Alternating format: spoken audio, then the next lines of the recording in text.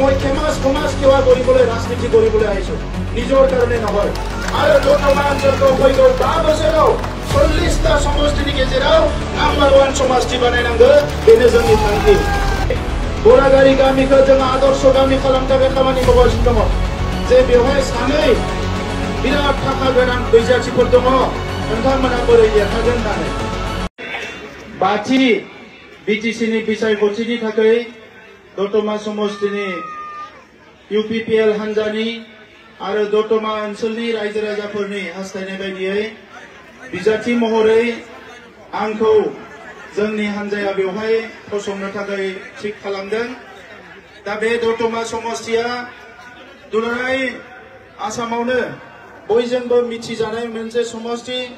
दुलाराय भारतआवनो बयजोंबो मिथिजानाय मोनसे समष्टि आरो बियो जोबोद मोनसे मान सन्माननि समष्टि बे समष्टिखौ बड'लेण्डनि मादाव बयनिख्रुइबो जौगासिननाय समष्टि महरै गायसननायानो जोंनि UPPL हान्जानि आरो रायजो राजाफोरनि थांखि दिनै बेवहाय बाहागो लाफैदों जोंनि लकसभानि MP जयन्त बसुमतारी जोंनि आइजो सेलनि आफादगिरि प्रतिभा ब्रह्म जोंनि गाहाय नेहाथारि लोगोसे बिथाङा MCLA मोनबो पलिटिकल सेक्रेटारि मोनबो माधव छेत्री बिथां लोगोसे SC नि जोंहा दीपक रंजन दा बिथाङा आफादगिरि बेवहाय बाहागो लादों जोंनि गासैबो मिरुनि दैदेनगिरि बिथांमोन तामुलपुर समष्टिनि बारग' MLA सन्दिप बसुमतारी आरो बेवहाय बाहागो लादों जोंनि बारग' MCLA आरो बावैसो TCLCC चेयारमेनमोन जोंनि मिरुनि सासे दैदेनगिरि ज्योतिरिन्द्र ब्रह्म बेवहाय बाहागो लादों जोंनि मिरुनि CWC मेम्बार जोंहा बिरखां बर' बेवहाय बाहागो लादों जोंनि आफादगिरि शंकरलाल ब्रह्म आदा रायखस ब्रह्म आदा जोंहा धनस्री समष्टिनि आफादगिरि रतेन्द्र दैमारी बिथाङाबो दङ आरो गोबां कोअर्डिनेटर्सफोर बेवहाय दङ आङो समनि आंखालाव बयखौबो मुं मख'नो सानाखै दिनै दतमा ओनसोलाव जोङो इलेक्सनाव बाहागो लानो फैदों आरो बेवहाय एसे आगोलाव आंनो खौरांगिरिफ्रा सोंदों जे बेवहाय सानै बिराद थाखा गोनां बैजाथिफोर दङ नोंथांमोना बोरै देरहागोन होननानै मुलुगाव थाखाया गिबियाव जोनोम जायाखै मानसियासो गिबियाव जोनोम जादों थाखा जोनोम जानायनि सिगाङाव मानसियासो जोनोम जादों मानसियासो थाखाखौ बानायदों थाखाया मानसिखौ बानायाखै नंगौना नङा मानसियासो थाखाखौ बानायदों थाखाया मानसिखौ बानायाखै जोंहा मान सन्माननि बाथ्रा दङ जोंनि हारिनि बाथ्रा दङ जोंहा बेवहाय राव थुनलाइ हारिमु जौगानायनि बाथ्रा दङ जोंनि आइ आफा रायजो राजाफोरखौ रांखान्थि फारसे जौगाहोनायनि बाथ्रा दङ जोंनि लामा सामा बायदिसिना गोबां खामानि मावनांगौनि बाथ्रा दङ आरो थांनाय 17 बोसोर BPF आरो जोंनि 5 बोसोर ज' खालामोब्ला बे गासै 23-22 बोसोर बेवहाय BPF निनो बांसिन सम बेवहाय MCLA दङमोन दाबो बिथांमोननिनो MCLA दङ दा बे MCLA बिथांमोना जेबो खामानि मावनो हायाखै दिनै बोरसि जरानि लामा मुगलानदुबुनि जोंहा इरिगेसन बेबायदि गोबां स्किमफोर दङ जायखौ BPF नि समाव आद्रा खालामनानै दोनलांदोंमोन दा बेफोरखौ जोङो पुरा खालामनांगोन जोंनि बरागारि गामिखौ जोङो आदर्श गामि खालामनो थाखाय खामानि मावगासिनो दङ जोंनि नैबे जि बयनिख्रुइबो बर' हारिनि मान होजाग्रा बर'नि बिफानि जि समाधि बेवहायबो BPF नि समाव बिथांमोना रां हराखै दिनै UG ब्रह्म बिथांनि दैदेननायाव गोबां खामानि जागासिनो दङ जोंनि सरकारनि दैदेननायाव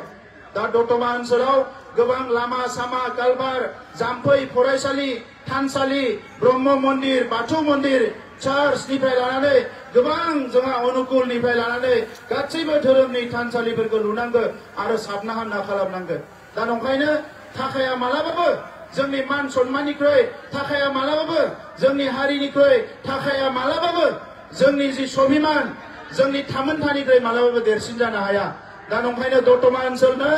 एबार नोंथांमोना लुबैनाय बायदियै आं बिजाथि जानानै फैदों दतमा ओनसोलाव गोबां भोटाव देरहानांगौ आरो दतमा ओनसोलखौ फैगौ 5 बोसोराव 40টা समष्टिनि गेजेराव नाम्बार 1 समष्टि बानायनांगौ बेनो जोंनि थांखि আমাৰ আজি ইয়াত উপস্থিত হোৱা আমাৰ দাদাসকল ভাইসকল বাইদেউসকল ভনীসকল আমাৰ ইয়াত মাইনৰিটি দাদাসকল ভাইসকল বাইদেউসকল ভনীসকল আছে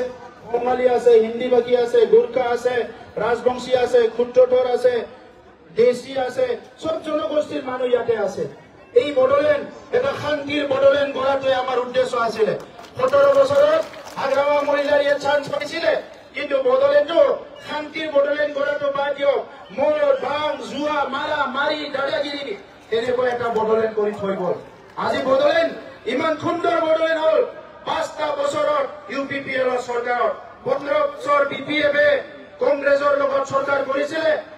5 বছৰ BPF-এ বিজেপিৰ লগত চৰকাৰ গঠন কৰিছিলে কিন্তু BPF-এ একো কাম কৰিব নোৱাৰিলে আজি 5টা বছৰ UPPL চৰকাৰ অহাৰ লগে লগে শান্তি সম্প্ৰীতি সমন্বয় উন্নয়ন সব জাতি জনগোষ্ঠী নিৰাপত্তা আৰু ডেভেলপমেন্ট লাহে লাহে আহিছে আজি বড়ো গাঁও কোচৰাজবংশী গাঁও ইয়াত সূত্ৰধৰ গাঁও নাথযোগীৰ গাঁও মাইনৰিটি গাঁও বঙালী গাঁও গোৰ্খা গাঁও আদিবাসী গাঁও সব গাঁওবিলাকত আমাৰ মা দেউতা দাদা ভাই সকল থাকে এই গাঁওবিলাক আমি ডেভেলপ কৰিব লাগিব গতিকে আজি নমিনেশ্যন দাখিল কৰিবলৈ গৈ আছো আপোনালোকৰ আশীৰ্বাদ লৈ দক্ষমা অঞ্চলৰ সবৰে আশীৰ্বাদ লৈ আমি নমিনেশ্যন ফাইল কৰিবলৈ গৈ আছো আজি নমিনেশ্যন ফাইল কৰাৰ পিছত অহা 5 তাৰিখৰ পিছত কেম্পিং আৰম্ভ হ'ব আপোনালোকে কেম্পিং কৰিবনে নাই ট্ৰেক্টৰৰ কাৰণে কেম্পিং কৰিবনে নাই সবে কৰিব ট্ৰেক্টৰ জিতিব থেংক ইউ ইটোকে বিচাৰিছো প্ৰমোদ বড়ো নহয় ইয়াত ট্ৰেক্টৰ জিতিব লাগে ট্ৰেক্টৰ জিতিলে দক্ষমা অঞ্চলৰ ডেভেলপমেন্টটো আমি একেলগে মিলি জুলি কৰিম মই সকলোকে ধন্যবাদ জনাই আমি অলপমান এই তাকলৈকে ৰেলী কৰিম সবে ৰেলীত আহিব ইয়াৰ পিছত আমি নমিনেশ্যন লৈ যাম 5 তাৰিখৰ পিছত আমাৰ প্ৰাইমাৰী বুথ সবতো মিটিং হ'ব আপোনালোকক আকৌ মই লগ পাম কোনোবা আহি ক'ব পাৰে বিৰোধী দলবিলাকে কৈছে এইটো বহুত দূৰৰ মানুহ ইয়াত কি সেৱা কৰিব মই দূৰৰে বা ওচৰৰে হওক প্ৰত্যেকজন মানুহৰ মোৰ মনত আছে মোৰ বুকুত আছে তেখেতসকলে ৰাজনীতি কৰাৰ নামত ৰাজনীতি কৰিছে মই সমাজ সেৱা কৰিবলৈ ৰাজনীতি কৰিবলৈ আহিছো নিজৰ কাৰণে নহয় সমাজ সেৱা কৰিবলৈ সচ্চা দিলছে সঁচা হৃদয়েৰে গৰ্বজন আমি সমাজক সেৱা কৰিছো তেখেতসকলৰ নিচিনা টকা পইচাৰ একদম বেপাৰ কৰিবলৈ আমি ৰাজনীতি কৰিবলৈ অহা নাই মই সকলোকে ধন্যবাদ জনাই মোৰ বক্তব্য সামৰিছো UPPL জিন্দাবাদ UPPL জিন্দাবাদ UG ব্ৰহ্ম জিন্দাবাদ UG ব্ৰহ্ম জিন্দাবাদ UPPL জিন্দাবাদ দত্তমা জিন্দাবাদ দত্তমা জিন্দাবাদ